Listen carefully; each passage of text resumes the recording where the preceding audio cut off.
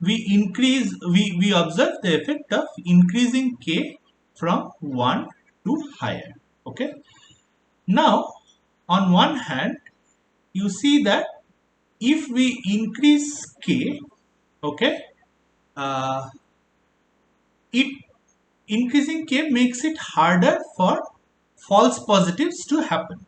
Okay, you can think of so you can think of it something like this, that if you just look at one position j, okay, the chance of it randomly becoming 1, it is a certain value, let's say, uh, okay, so let's call this value q.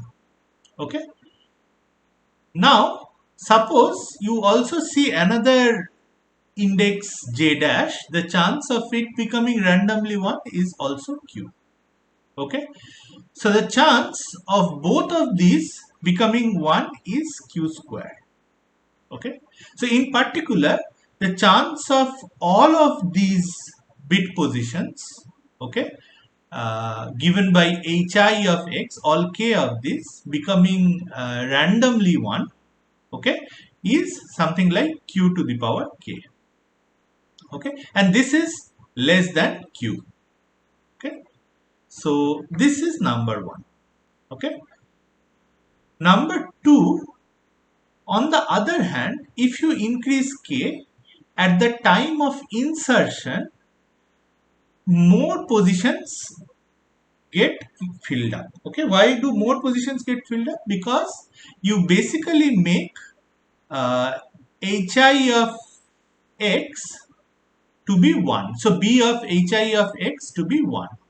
Okay, and you make this for all k of them. Okay, so you make, if you are making total of n insertions, you make actually n into k such insertions. Some of them may be common. Okay, so we will see what is the actual number of bits becoming 1. Okay, but you do make k such insertions. Okay, so there are two effects. One is that, what effect does this have? This basically increases q. So on one hand, you are computing q to the power k. Okay, so your probability of collision is q to the power k. So that is less than q, but the actual value of q itself is increasing. Okay, so this is the effect of increasing k. Okay, so next we analyze the algorithm to see if we can find an optimal k. Okay, so this is some notation which we have already seen. Okay, so m is the bucket size, n is the number of elements inserted. Okay, we are trying to find the probability that if an element x has not been inserted, what is the chance that lookup of b comma x returns present.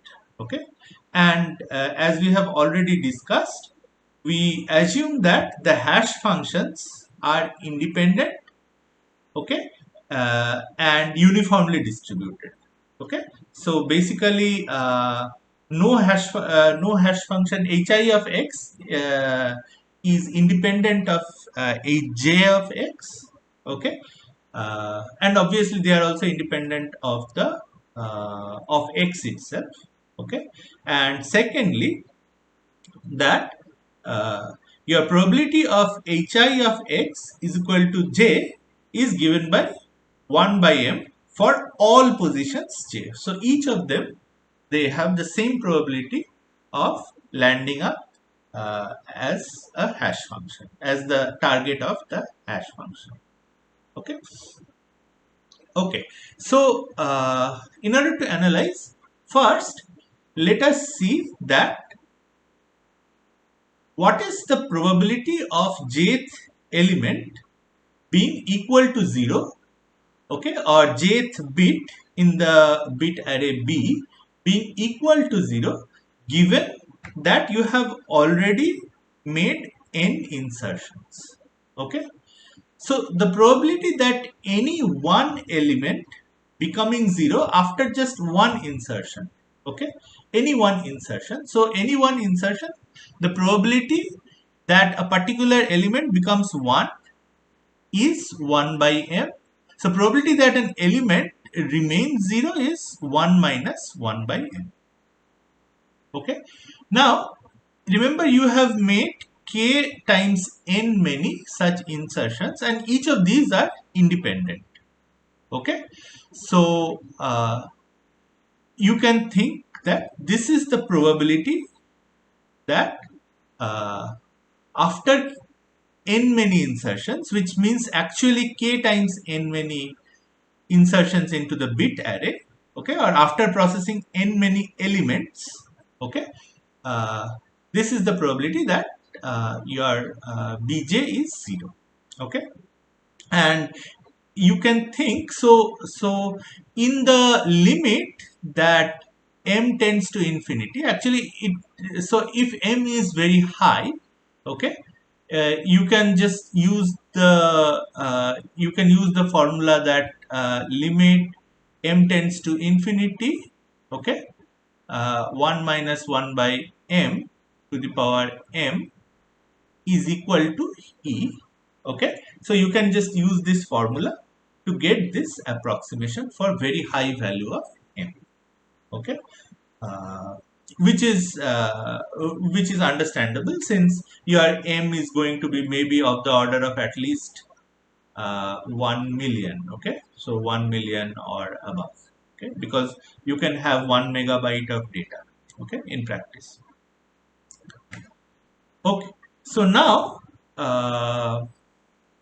so if this is the probability of a bit being 0, you have m times e to the power kn by m many number of 0 bit. This is the expected number of 0 bits. This is just that there are m bits and each of them has the probability of e to the power k n by m that they are 0. Okay. So what is the probability that lookup of b comma x returns present? Okay.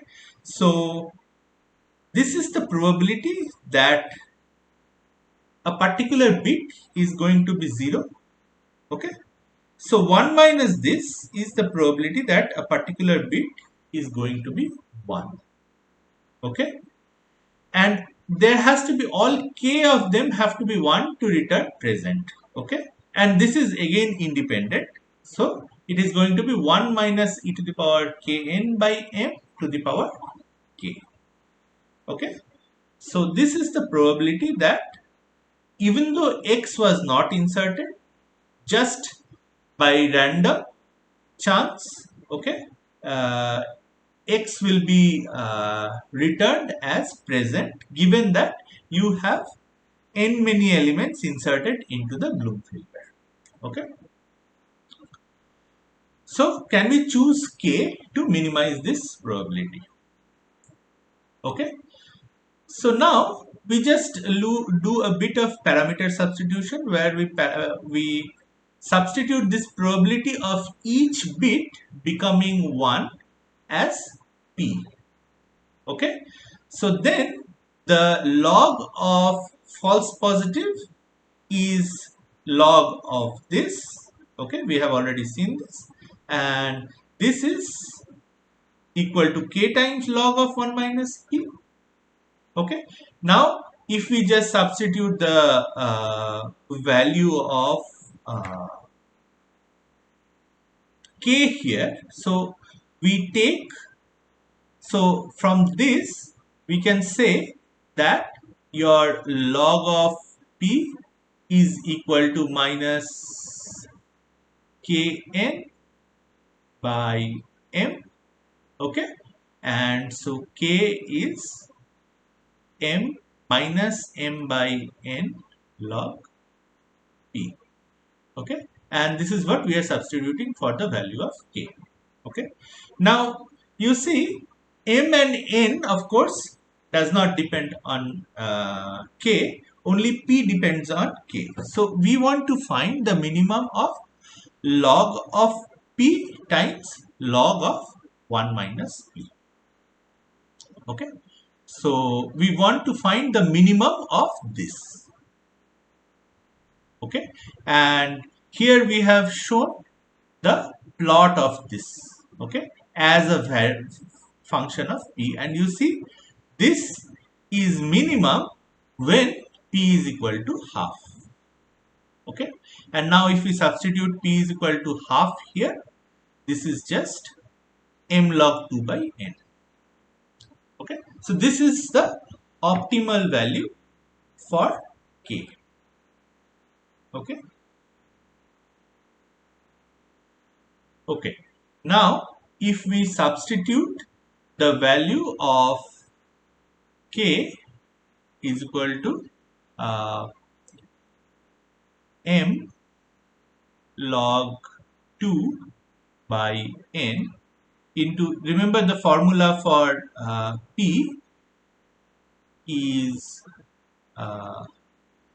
or formula for false positive, so probability of false positive is 1 minus e to the power minus k n by m whole to the power k. Okay, so if we substitute the value of k here, we get this. Okay, it's a arithmetical calculation that we can do and check. Okay, and moreover, if we want a false positive rate of delta, okay, so suppose we have a lot of memory, okay, and we want to design the value of m, but we are given that we can have a false positive rate of at most delta. Okay, so then what we can say is that 2 to the power minus m log 2 by n should be less than or equal to delta. So if you take log to the base 2 on both sides, okay, so this becomes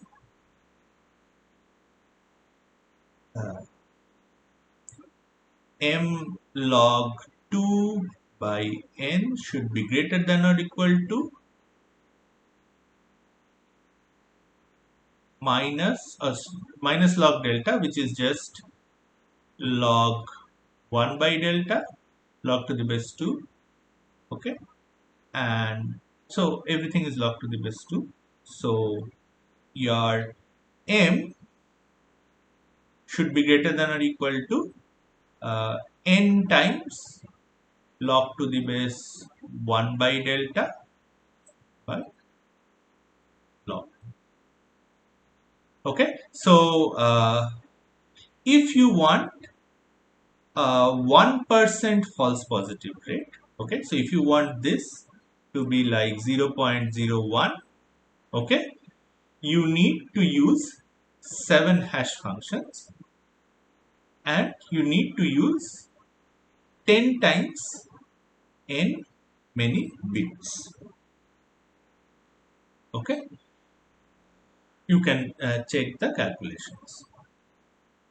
Okay, so what are the applications of Bloom filters? Okay, so basically Bloom filters are applied in situations where small false positives are tolerable. Okay, so to give you a real life application, so consider a browser, something like Chrome.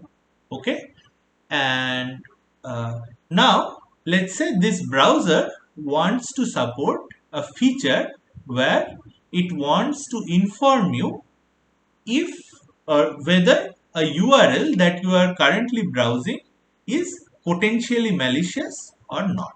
Okay, now there are, as you can understand, your universe U is basically the set of all URLs.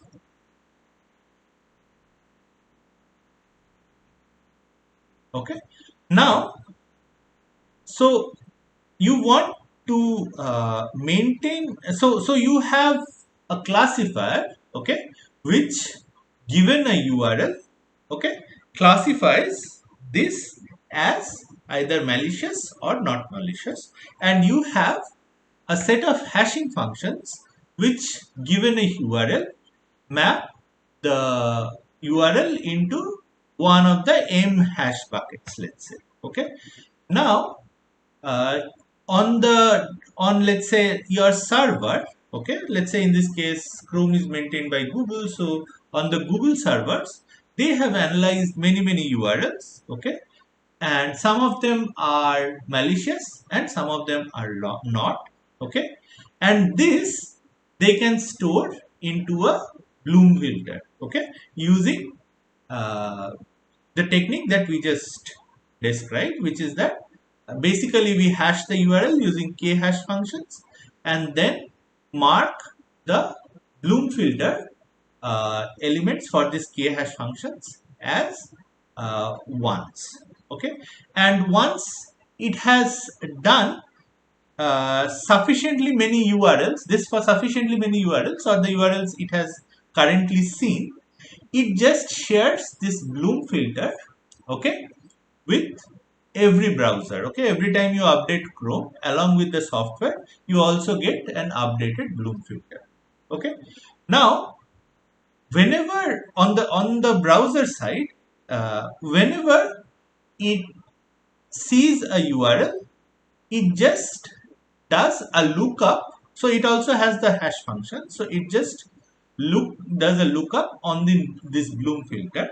Okay, and if the URLs are positive, okay, if the URLs are is malicious, it just throws you a warning. Okay, so it may potentially throw you some false warnings. Okay, so some of the non-malicious URLs may be recognized as malicious.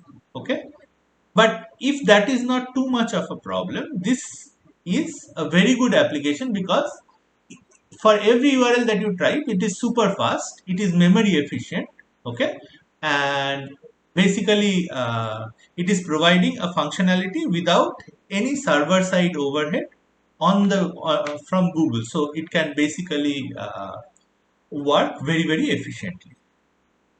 Okay, so this is one practical application.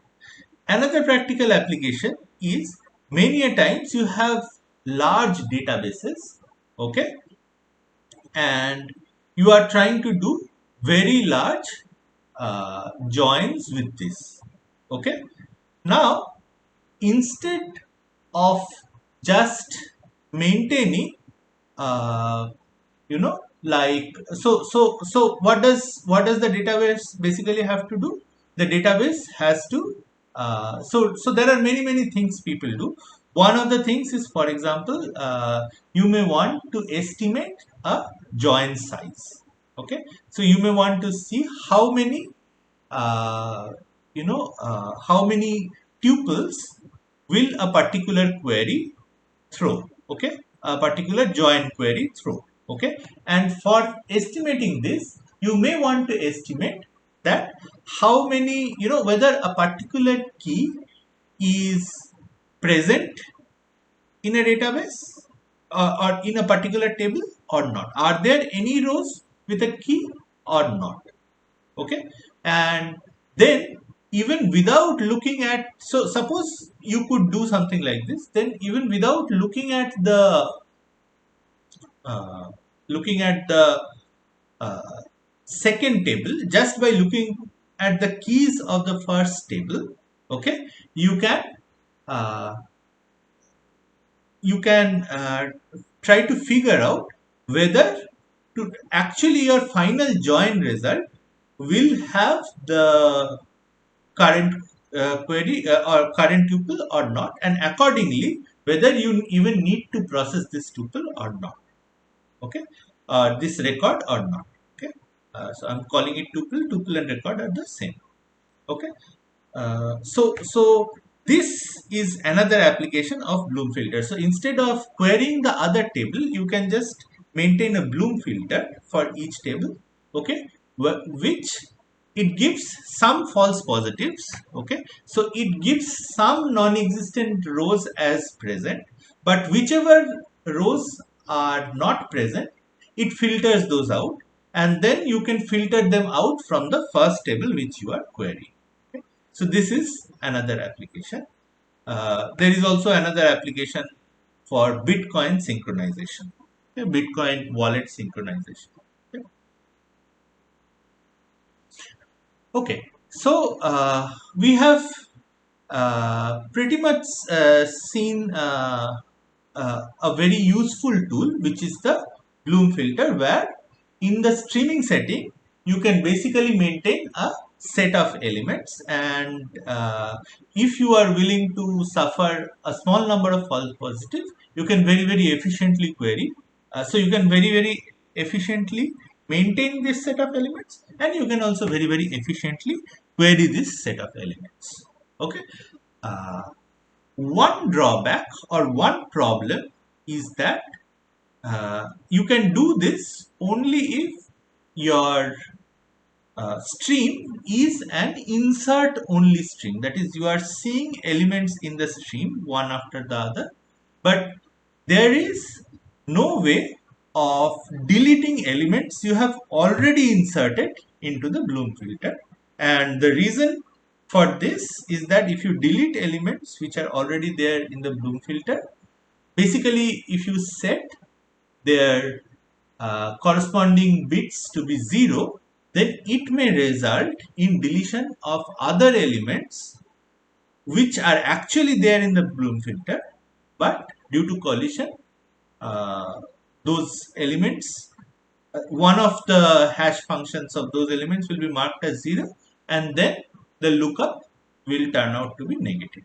Okay, so that is why, so then you will start having false negatives, and these false negatives can be very large. Okay, because even if one of the elements get deleted, basically your Bloom filter returns a negative for that particular element. Okay? So how do you tackle this problem? Okay, so to tackle this problem, there was this uh, proposal of counting Bloom filter. So what is the counting Bloom filter? So it is similar to a Bloom filter, except that for every entry, instead of a single bit, okay, we stored a small count. Okay, so maybe like a 4-bit counter. 4-bit counter can take only 16 values. So 0, 1, 2, 3 till 15. Okay. Now, when you insert, okay, so instead of setting that particular bit to 1, now what you do, you increment that counter. So if it is currently, let's say, at 10, you make it 11, and if it is at 15, you just keep it at 15. Okay. On the other hand, at the time of deletion, you decrement the counter until it goes 0. If it is going to 0, okay, then you just keep it at 0. Okay, so basically, then you can understand, and then at the time of lookup, okay, if so at the time of lookup, if b of hi of x is strictly greater than 0, okay, then for all I, so you do an ANDing here, then you return positive. Okay, so if this is the case, you note that the false negative can happen, okay, only if, so how can false negative happen?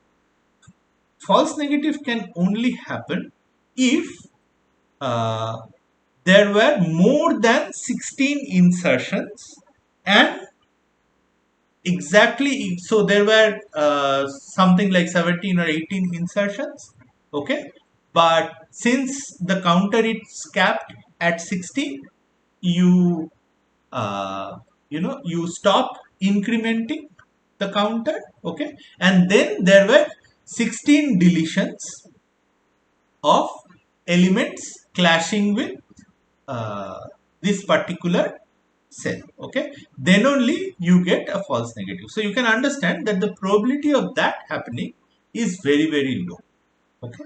Otherwise you will never get false negative. So by using this counting mechanism, you reduce the probability of false negatives dramatically, and this is called the counting Bloom filter. Okay, so the references are this MMDS book, Mining Massive Datasets book, okay, and also this survey on Bloom filter by Broder and Mitzenmacher.